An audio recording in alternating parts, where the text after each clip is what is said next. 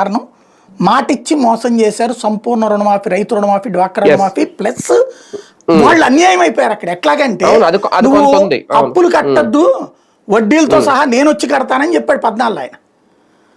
14లో ఆయన పాదయాత్ర చేస్తూ చెప్పుకొచ్చాడు ఆ ముక్క. వీళ్ళు అప్పటి నుంచినే కట్టడం మానేశారు. దాంతో ఆ అప్పులు వడ్డీలు పేరుకుపోయినాయి. ఈయన చిట్ట చివరిలో ఇచ్చాడు, అది కొంత ఇచ్చేటప్పటికి ఆయన ఇచ్చిన డబ్బులు ఎకరాకి 6,000 7,000 ఇస్తే వడ్డీకి వెళ్ళిపోయినాయి అక్కడ. పైగా మిగతా డబ్బులు వీళ్ళు కట్టుకోవాల్సి వచ్చింది.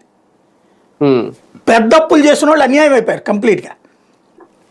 అదే సందర్భంలో డ్వాక్రా మహిళలు అంతే, వాళ్ళు మామూలుగా ఎప్పుడు డిఫాల్ట్ అవ్వరు, ఏ నెలకి ఆ నెల డబ్బులు కట్టేసుకుంటారు.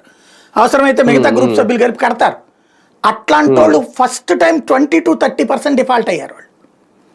ఎందుకని ఇది కడతారని చెప్పి 3 ఏళ్ల తర్వాత వచ్చి చివరిలో 10,000 రూపాయలు ఇచ్చి, ఇప్పుడు కనుక నవరత్న నేను ఇచ్చిన పెన్షనే నువ్వు చేయొద్దు అనుకో, లేకపోతే ఈబీసీ నేస్తాం అనుకో, బీసీ నేస్తాం అనుకో, కాపు నేస్తాం అనుకో, రుణమాఫీ అనుకో అని చెప్పినట్టు ఆ రోజు నా 10,000 రూపాయలే లక్షాధికారి అనుకో, కోటీశ్వరరాలు అనుకో, నేను రుణమాఫీ చేశాను అనుకో అని చెప్పి ఇచ్చినట్టు అయింది.